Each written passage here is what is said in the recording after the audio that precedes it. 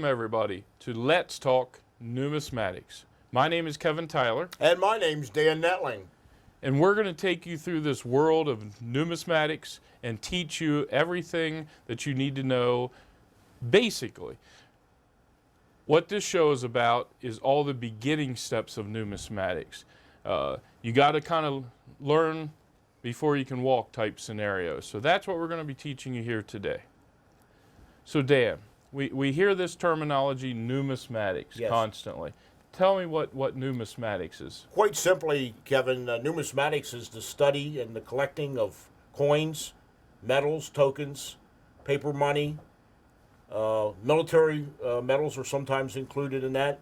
Okay. Those are the types of things that are included under the topic of numismatics. Okay. So hopefully that makes sense to you. Now, you also hear a term numismatist.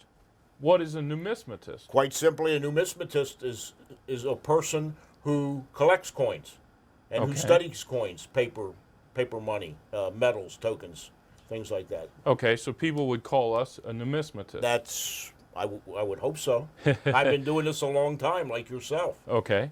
Now, we talked a little bit about off-camera. College. Do you have to go to college to be a numismatist? No, not necessarily. Most numismatists do not.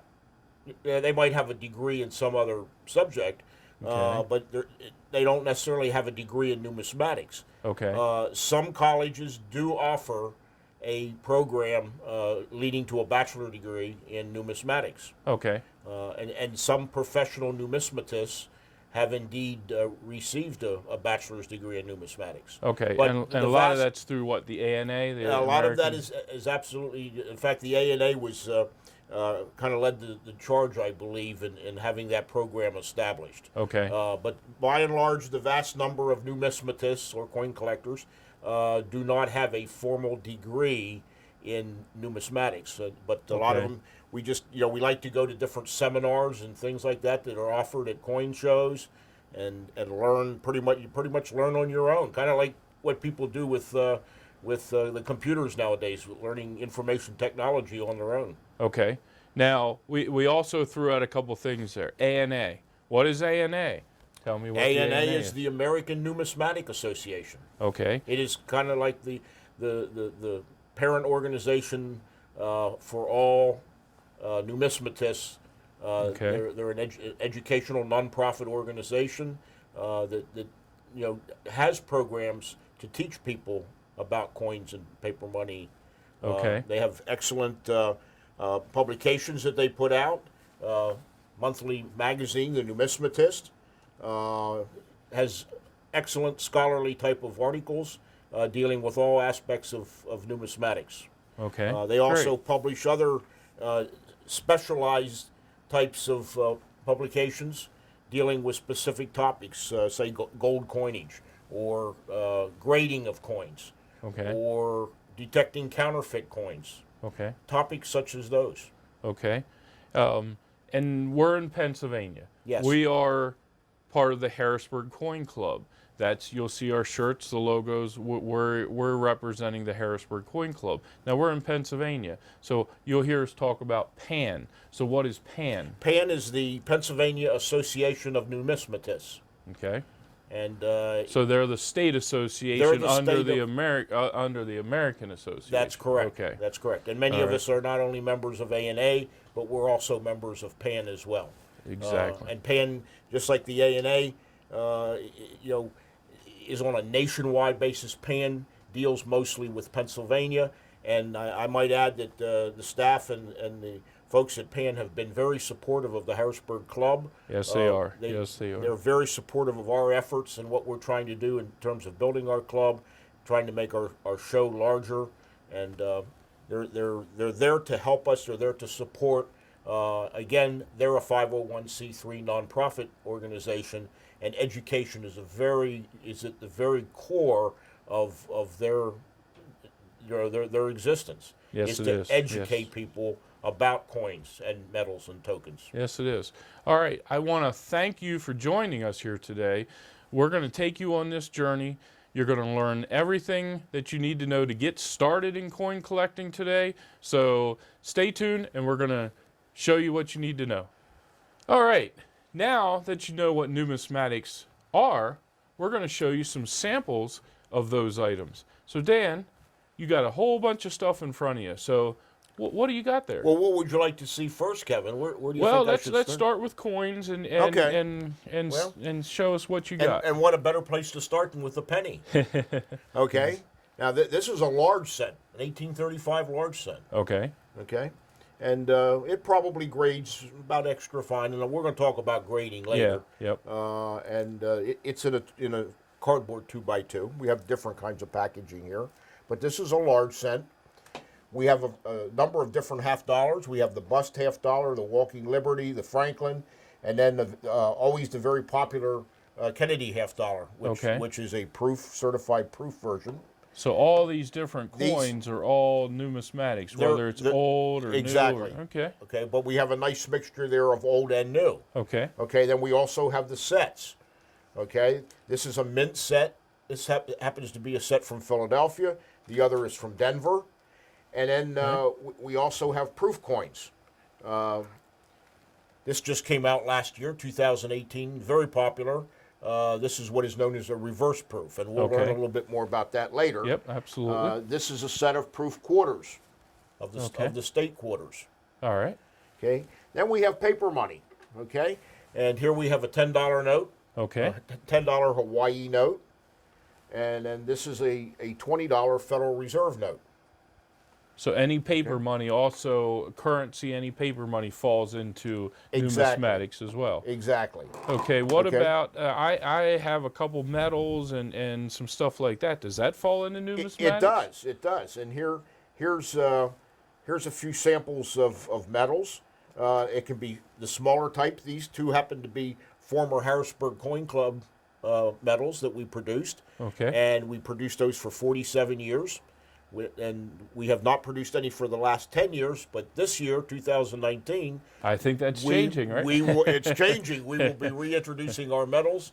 We have an exciting metal, and we're going to keep it a surprise right now. We're not going to tell. It's coming out very soon. We're going to have them by March. It's coming soon.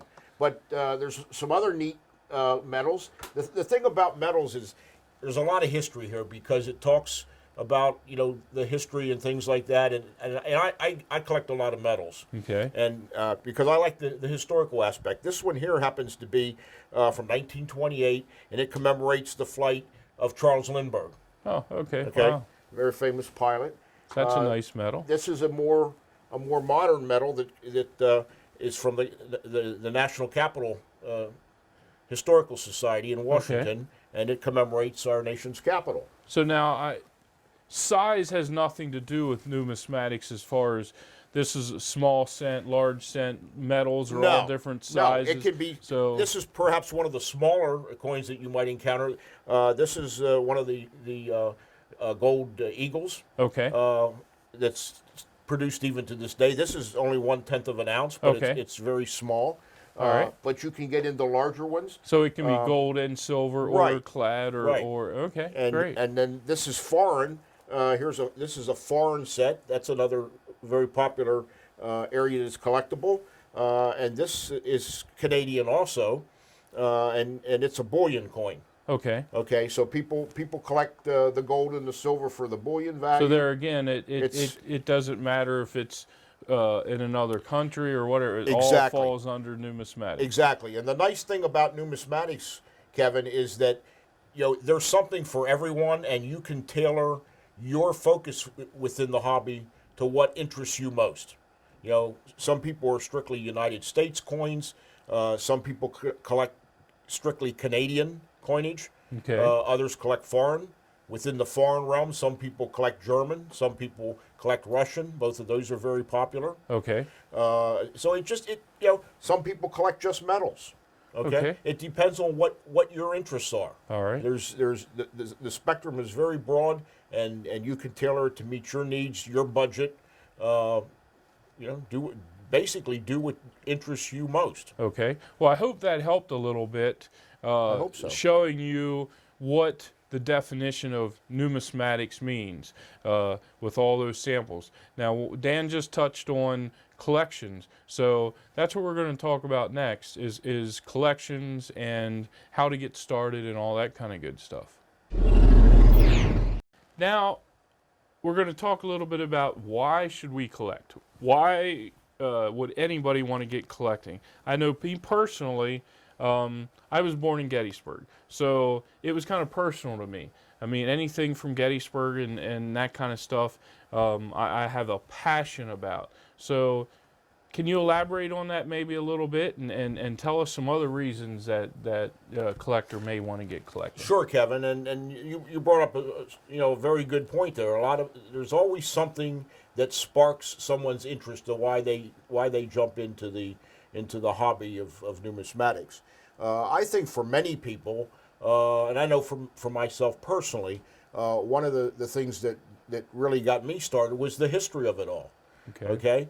And I had been collecting, Lincoln pennies off and on for a while, but the thing that really, as I mentioned before on one of our other shows, the thing that really got me started was this medal right here. It wasn't a coin; it was actually a medal. Okay, and this particular medal was struck in 1965 for the Steelton Coin Club.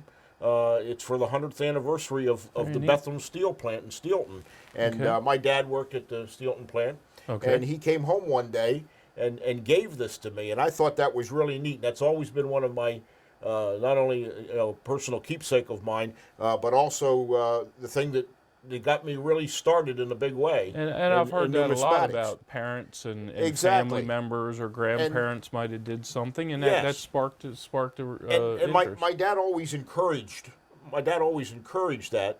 Okay. And he didn't always have a lot of money to give me, but he always had an opportunity every once in a while, if he had a couple dollars, to slip me the coins or to slip me the medal, so I could buy coins. Now that's an interesting subject there, the money. Yes. I mean, do I have to have a lot of money to collect coins? Absolutely not, and that's the beauty of our hobby. You can tailor your collecting habits to whatever fits your budget, your time schedule. You can individualize it however you want to. Okay. Okay. And if for example, you don't have a lot of money or have a lot of resources to put into it, you can get coins out of circulation. You can go to the bank and go through rolls of coins for $5, $10, $15. Just your loose change. Just go through your loose change, and especially now with the quarters program and the Make America Beautiful program. Those things, and now the new the innovation dollar that's coming out, that's going to be for all 50 states. Okay. This happens to be the very first coin, and it's a proof version. Okay. That the U.S. Mint put out this year. Yeah, and you mentioned pennies, and I encourage a lot of the youth, and we have a youth club and Young Numismatists Club, and they'll be talking a little bit later, Right. But that's what I encourage them. Exactly. And pennies, I mean, you collect the cents, and that's what they Right. do. They'll get a whole pile of cents from a bank, and they Exactly. have fun collecting them. And so. I think most people, that's the way they got started in numismatics. Of course, as you get older and your tastes get more expensive, then you graduate to things like this, which is an 1835 large cent. Okay. This particular piece is worth quite a bit of money because of its condition and its age. And grade's important, and we're going to really break down a little bit of grades later, Exactly. because grade really determines the value of a coin, and so we're going to get into that a little bit. So Exactly. So what else you got? But history and politics, and then you get into the medals too. And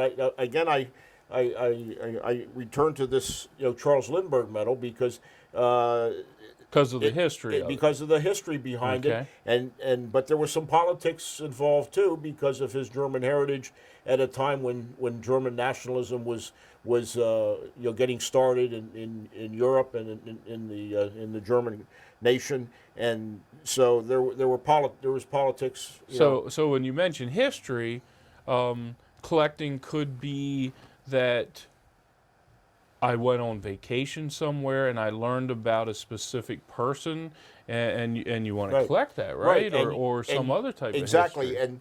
and you talk about the personal assets. Another area that would cause people to get involved in our hobby is the personal aspect. And here we're looking perhaps at a place where you lived for some time. Maybe you lived in a different state, and that caused you to collect differently than From that from state that or from area that, of the yeah. country, or maybe you lived overseas, or a place that you vacationed. Now, foreign, you just said overseas. Exactly. So maybe, I mean, Well, is foreign. exactly. I lived overseas for about 4.5 years, and I got involved in collecting German coins. Okay. And then later, I was down in Central America for about a year, and I got involved in collecting some of the coinage from Central America. So it could be where you where you went, or lived, your where you history, school vacationed. age, anything. Right, and then tied closely to that is the cultural Okay. aspect of collecting. A lot of people collect by theme. Maybe there's a particular theme on a coin. It could be an owl. Some of the early ancient coins had owls on them, or they had some other animal. Some people collect, based on that. Now I see an ancient coin there. Yes. So I'm sure beginning collectors are not going to necessarily be into the ancient coins. Well, but there's a lot of history to them. Absolutely. And there's even the artistic value of coins that fall into what we're talking about. Exactly. Here This too, happens to correct? be one from Alexander the Great, early ancient coin. But when it comes to the history, you have the whole gamut from the antiquity period all the way up to the modern period, and something like the John F. Kennedy half dollar. Now, how you look at a coin like this, and it's very detailed. It has a lot of details on them, as they all do. How do they come up with that? I mean, the artist and the designs of them I'm sure that has a huge part of history of the coin. That's another reason why people collect, is because of that particular aspect of it. I would kind of put that under the artistic value of the coin. So as you can see, there's a ton of ways to get into collecting. It's not about money. It's not about that. Like Dan said, it could have a personal reason. It could have a historical reason. It's what interests you. Exactly. It's about you with numismatics, and I think that's what is so fun about the hobby. It's about you, not about what Dan collects or somebody else collects. It's about you. All right, Dan. So we've learned a lot here so far, but we don't know, where are the coins made? Can you tell me a little bit about where are the coins made? Absolutely, Kevin. Well, today there's basically 4 active mints. The United States Mint in Philadelphia, of course, is often termed the mother mint. Okay. It is the oldest. It was established in 1792, and a year later, in 1793, the first coins rolled off the presses in Philadelphia. Okay. Then you have the Denver Mint, and the Denver Mint was established in 1862, right during the height of the Civil War. And then about 10 years before that, in 1852, the San Francisco Mint was established, and the first coins were struck there 2 years later in 1854. And then I understand there's a West Point Mint, which they do some special stuff at West Point. They do, and oftentimes people overlook the West Point Mint, and many people don't even realize that there is a mint there, but it's actually on the grounds of the United States Military Academy. Well, that's very interesting. It is, and it was established in 1937 as a gold bullion depository. It wasn't that the first coins were struck there in the mid-70s, and they primarily now do special collector's coins, proof coins, that type of thing. But they do carry the distinctive W for the West Point Mint, and of course collectors, prize that very much. It's become like the modern prize, just like San Francisco became the prize for proof coins years ago. And they do a lot of the gold at West Point, and too, they don't do. They do primarily all of the gold Yeah. is struck at West Point, both the proof versions and the uncirculated versions. So then There- there's some old mints out there There's some that's old no mints. longer in business. There's some old mints that are no longer in business, and immediately what comes to mind is the Charlotte Mint in Charlotte, North Carolina, which operated from 1838 to 1861, and also the Dahlonega Mint, which operated the same years, 1838 to 1861. Those mints produced primarily gold coinage. Okay. And I might add that those coins are very, very hard to come by and very valuable. So they're a collector, really hard Oh, collector absolutely. coin. You don't find those that often. Okay. And when you do, they normally have a pretty hefty price tag. Most of us would have a hard time collecting those. The New Orleans Mint was another mint that operated in the earlier years, and from 1838 to 1861, and then again after being shut down for a short period of time from 1879 to 1909. And they struck a variety of coinage, but they're known especially for the Morgan dollars that were struck during the Morgan dollar years. Okay. And then the final mint that's no longer it exists. The building still exists as a museum. Okay. But the mint is no longer operating as an active mint. Is the one at Carson City, and that was established as a result of the Comstock lode. And of course, it is very famous for, even though it struck other coins other than the Morgan dollars, it is very famous for the Carson City dollars that were struck there. Very highly collectible. The Morgan silver dollars. There are only 13 Morgan silver dollars that were struck at Carson City, but some of them are some of the great rarities in the Morgan dollar series. So that's a great collection that you can look down the road to get that's into. That's if another you can one, afford that if one. you can afford it.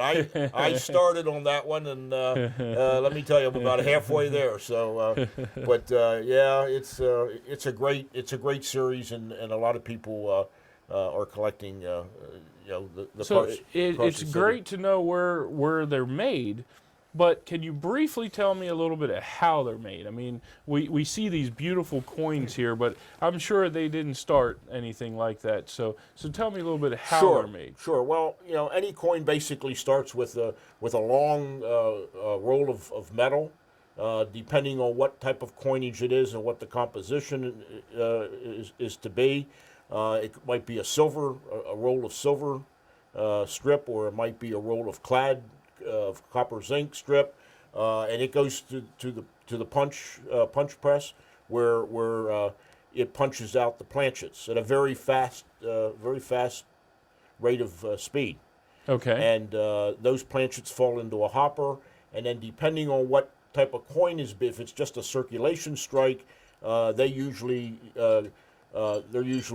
tumbled and shined up a little bit before they go to the coinage presses. But if they're going to be a proof coin or something like that, they receive special handling before they go to the presses. Okay. From there they go, of course, go to the coinage presses where the coins are struck.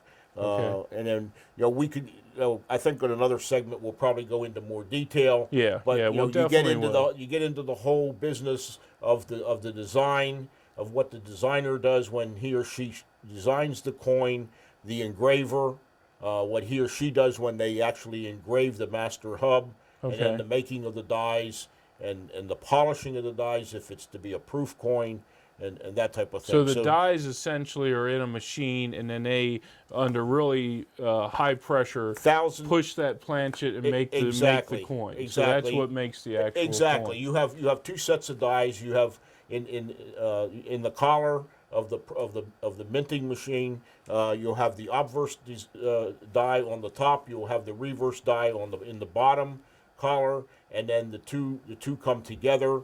And it happens at a very rapid pace. Fast. If you ever have an opportunity, I encourage our audience to go to the Philadelphia Mint and take the tour. It's absolutely fantastic. Yes. To I was watch just there this. myself. I mean, you know what speed it comes out of the coinage presses. Yes. And it's just fascinating to watch. Not that you can get real close to understand, but they don't let you go right to the machine. Security is really tight there. They don't want anybody taking any samples with them.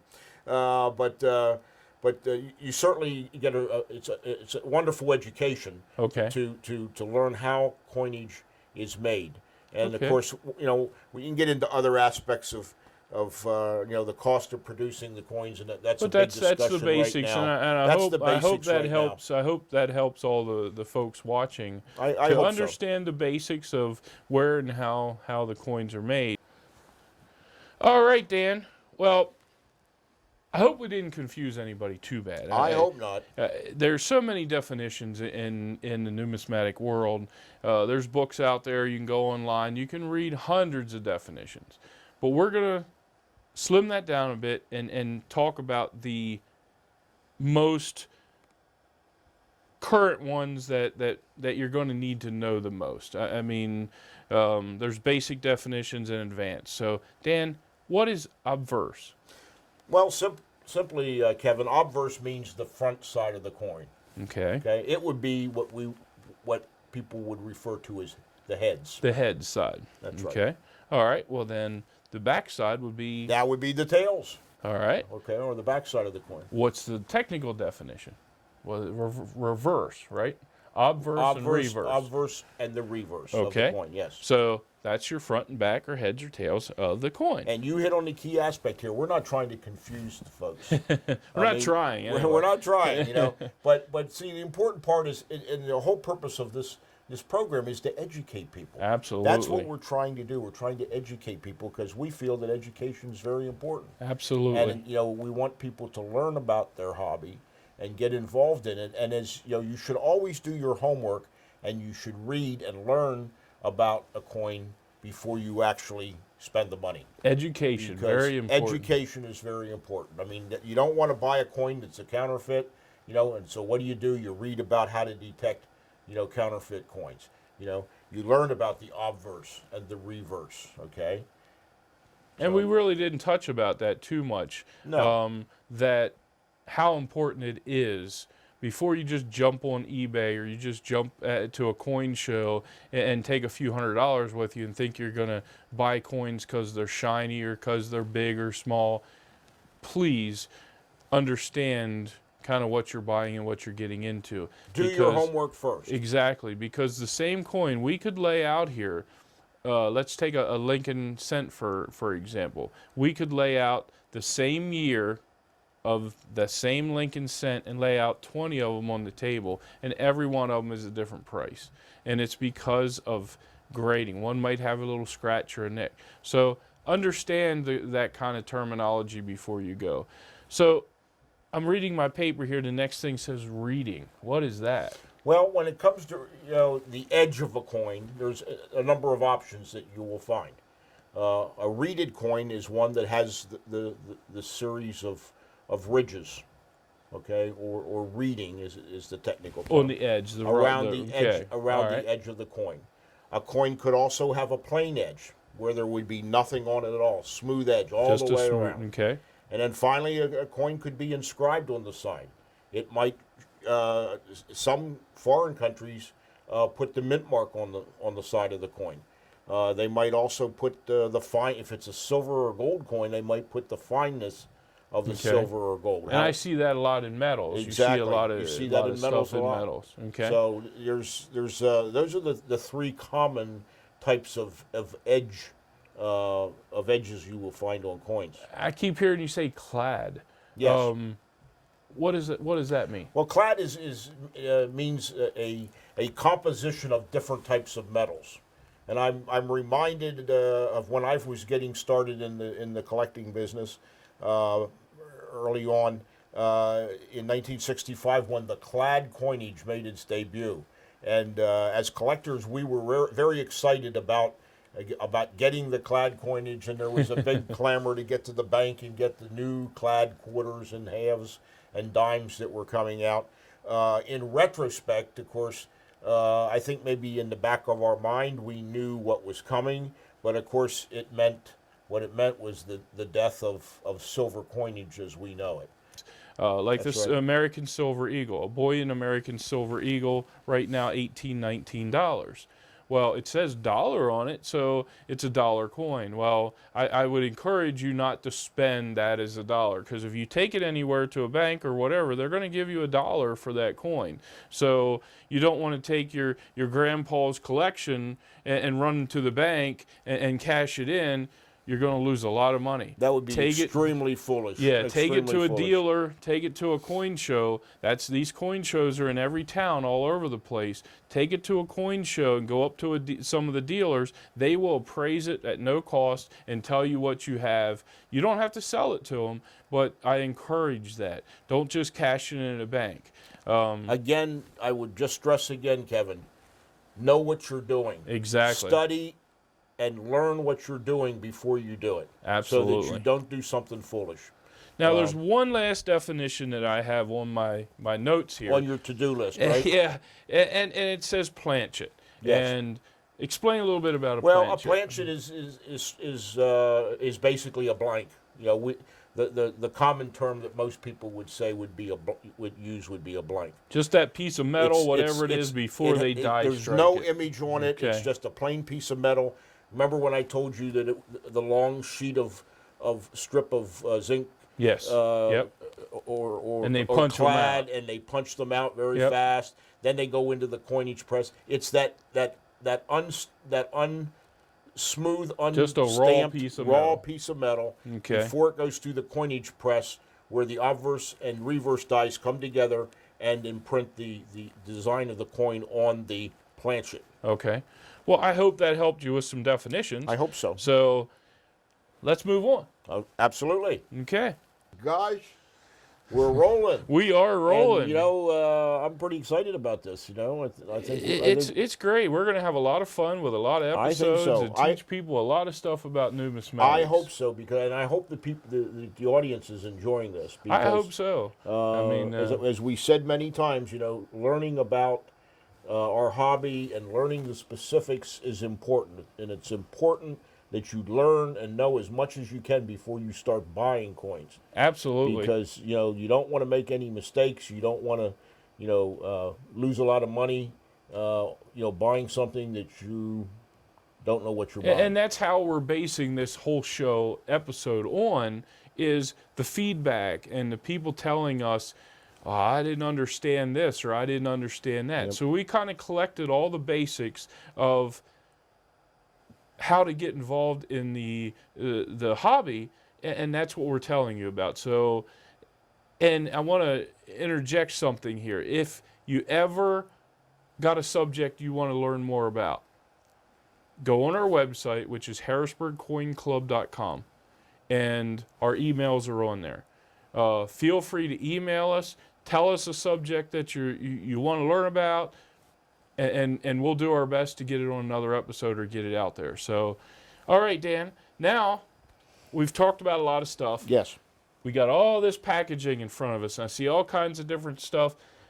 But the coins in there all look different. So tell me why the coins look different. Well, when it comes to collector coins, there's basically two types. You have uncirculated and you have proof coinage. Okay. Okay. Uncirculated coinage. This was a particular mint set from 1994. This happens to be from Philadelphia, and this is from Denver. Okay. Okay, and they're packaged in this flexible cellophane type of envelope. Okay? So they're uncirculated. They didn't go to a bank. They didn't get sent correct. to a bank. That's correct. These were never touched by human hands, other than what the person operating the coinage press might have done it at the mint. That's correct. Okay.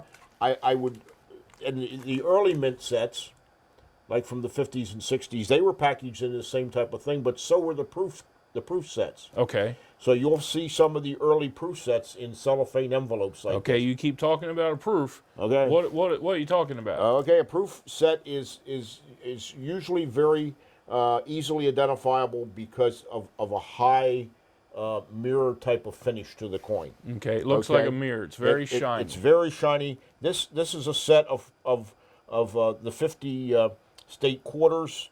This was actually the first set that was put out in 1999. All right. There's only 5 of them in this particular that were struck this particular year. But this is a proof set, and these are the clad coins. Okay. Here is this is just brand new. It was just released by the Mint. Yes. This kicks off the new dollar program, which we talked about with the American Innovations. Okay. Okay. That's good. There's going to be one of those for each of the 50 states. It's going to. And that's a proof, so it's shiny as well. Aging. Now, let me just cover really quickly what you mentioned, the reverse proof, because this was just released last year. This is a reverse proof, and quite simply, I mean, there's a lot of technical terms, and you can, like anything else, you can spend a lot of time just studying this. But a regular proof coin here, like I showed you here, has the background is highly polished. Okay. Okay, and the individual or the main subject, the head of the coin, or the head of the individual, has like a frosted appearance to it. That part of the die was not polished. So that's a proof. That's just a regular proof. On a reverse proof, the exact opposite, occurs.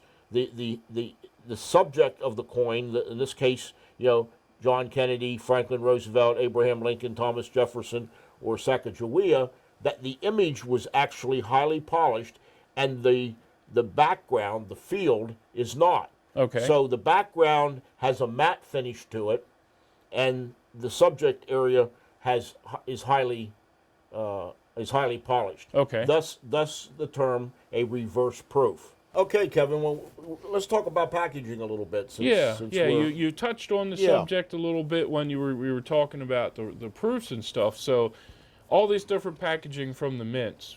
Yes. Tell me about all these different, and not necessarily all mints, but tell me about this packaging. Well, basically, you're talking about the 2x2 holder.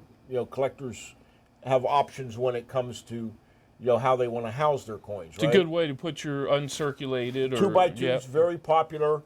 Protects the coin fairly well. Not the best protection, but you see it used a lot by dealers. You'll see a lot of these at the shows. Yes. It's relatively inexpensive. Okay. Okay. Then you have the airtight holder, slightly a little bit more cost involved, but yet still very reasonable. Gives more protection to the coin. Encases that coin Encases that coin. Okay.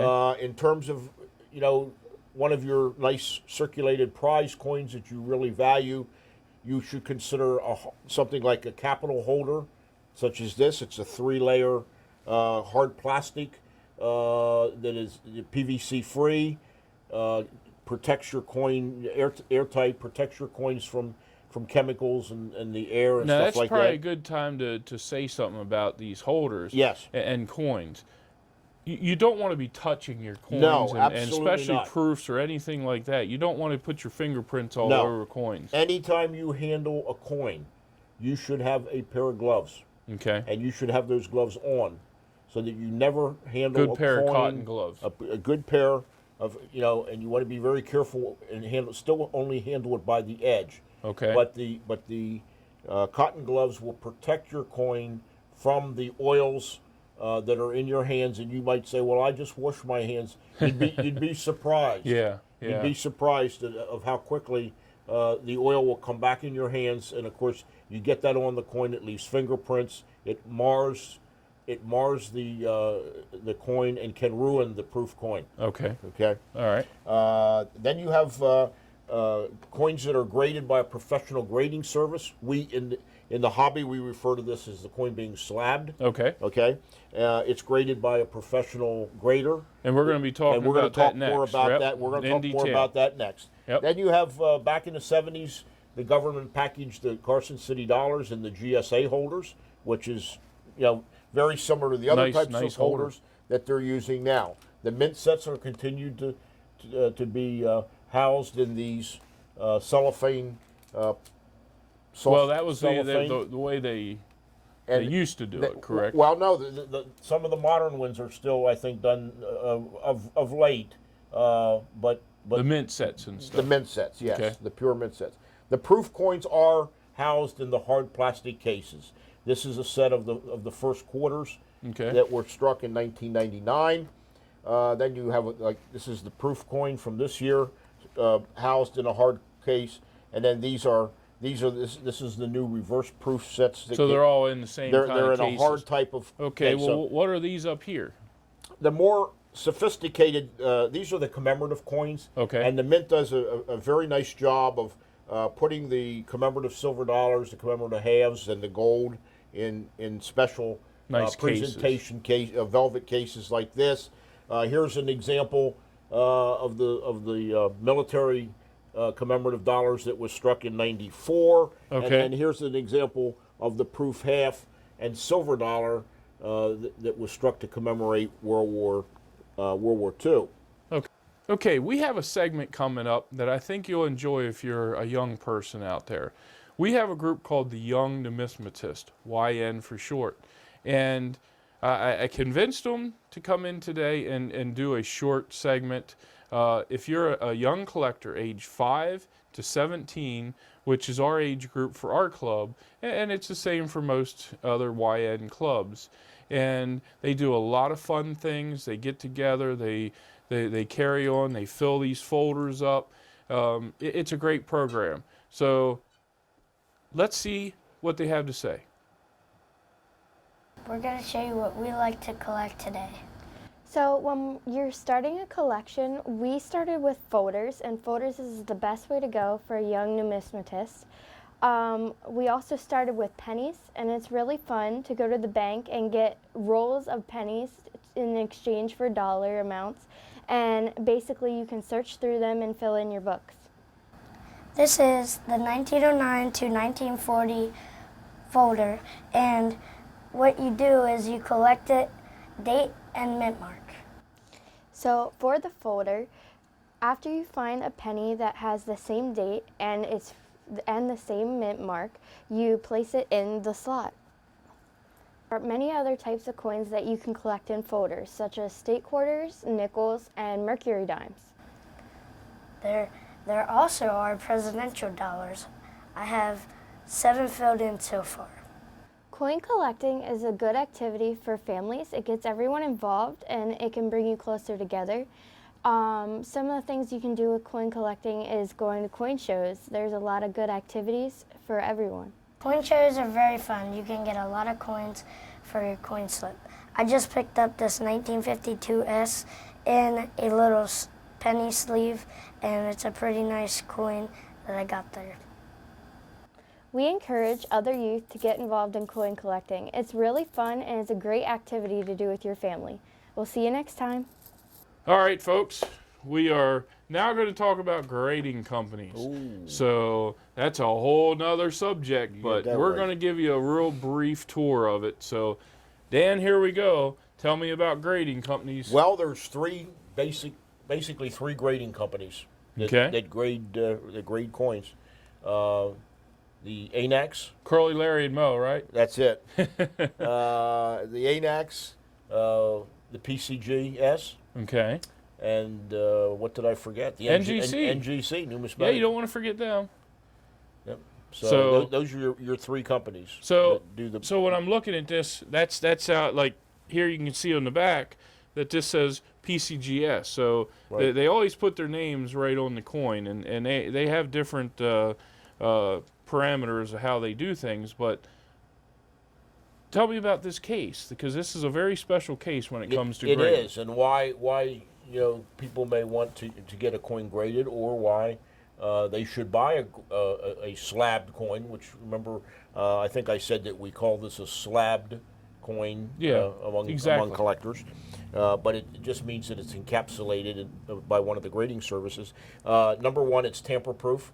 Okay. You should, if you do see one of these, you should never buy a coin that if the case has been tampered with, because it means it's the likelihood that someone either took the coin out and replaced it, or might have some way tampered with what was in there. That's good information to know.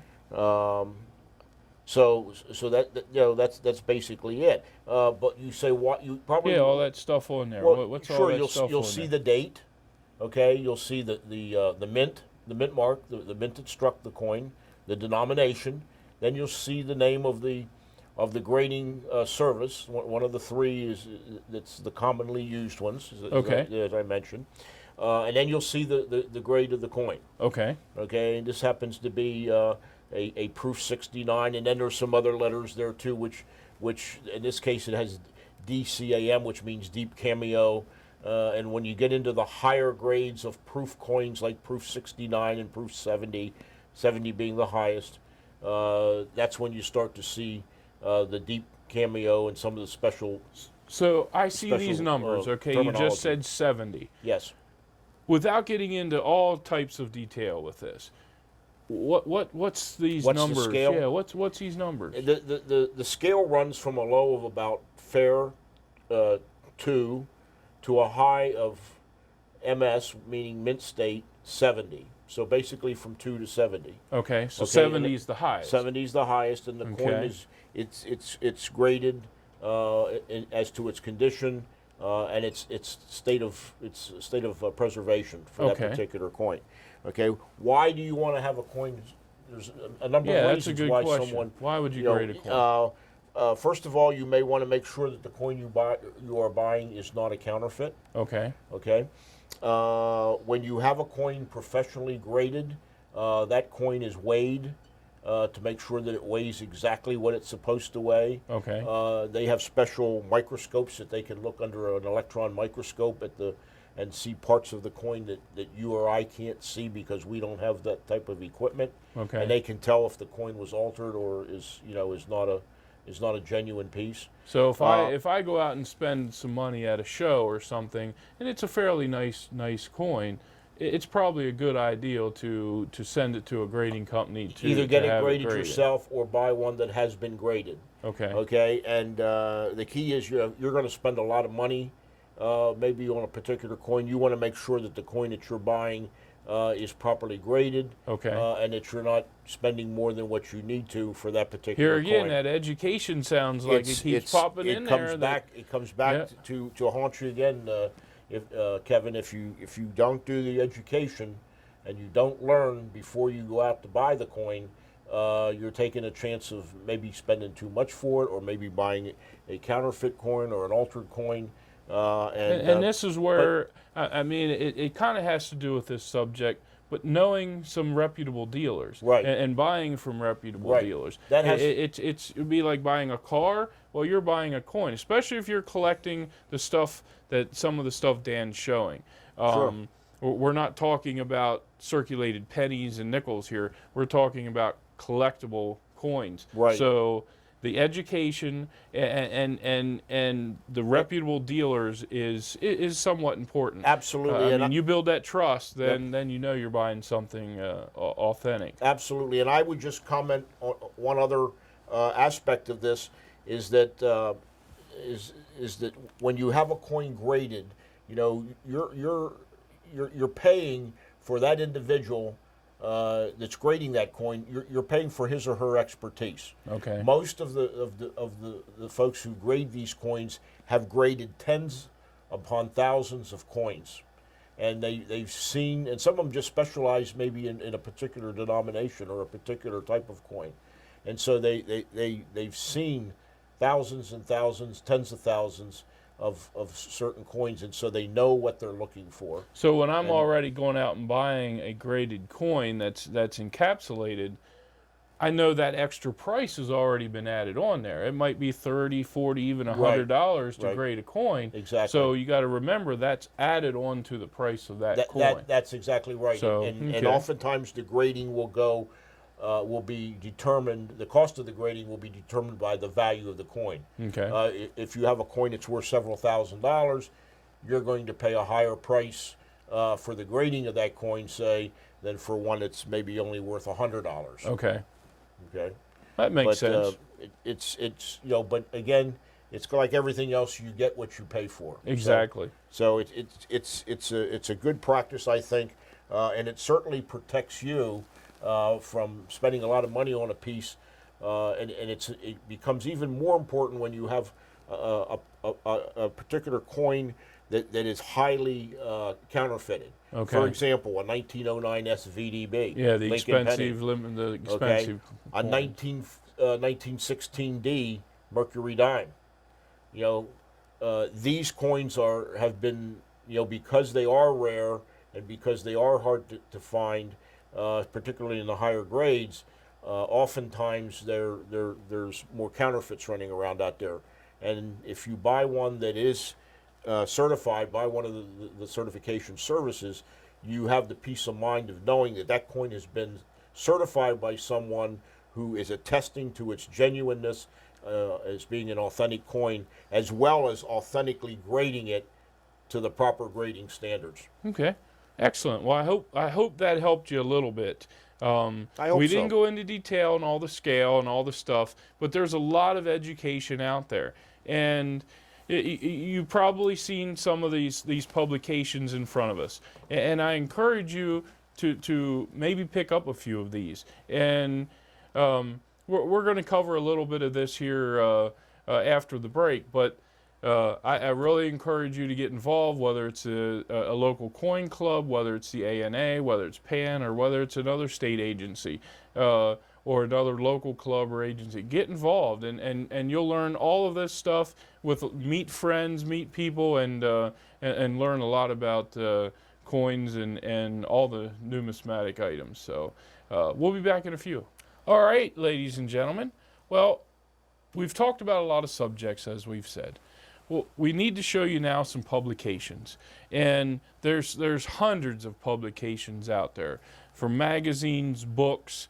Every year there's all kinds of stuff published, weekly stuff. So we're going to break it down a little bit, Dan, as far as what are some of the key books that you should probably have in your arsenal if you're going to be a shopper that's going to coin shows and really going out there and buying some stuff that's a little nicer. You really need to have an arsenal of some books. So let's start with this one, Dan. This is kind of what I would call the Bible. That's the Bible of pricing and that kind of stuff. Because when you go out, you want to know, how much should I pay? We talked about all this other stuff, but we didn't really touch on how much should I pay. So, so tell me what this book is. This is very important, because this is designed for those of us who are kind of visually challenged. Yeah, that's a little bit bigger book. That's very important because it has large print in it. But honestly, it's not. Everything that's in this book is in the normal print edition. Yes. But it is much easier to read. Okay, so people who do have, glasses or are challenged when it comes to their vision. So what's in the red book? It lists everything by denomination. It lists the mintage, the year, the mint mark, and then it gives you values, mostly unless the piece happens to be pretty, fairly rare. The more common pieces where the mintage is really high, it's only going to give you the grades from, say, about AU 50 up to mint state or proof. Okay. So this is retail value. So it's kind of telling me retail value, probably the most you should really pay for something specific. But there's a plethora of information in here that's important.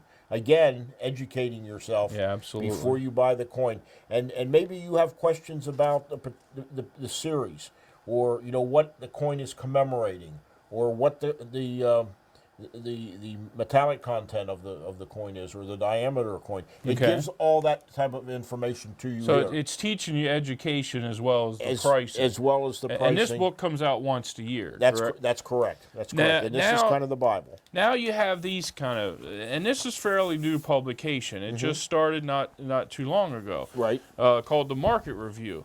Now this is filled with pricing as well, as you can see, but what's the difference with this Market Review to the Red Book? Well, this comes out periodically, and I think a lot of this is tied to what's going on within the coin industry, as well as what's going on the market and with the economy.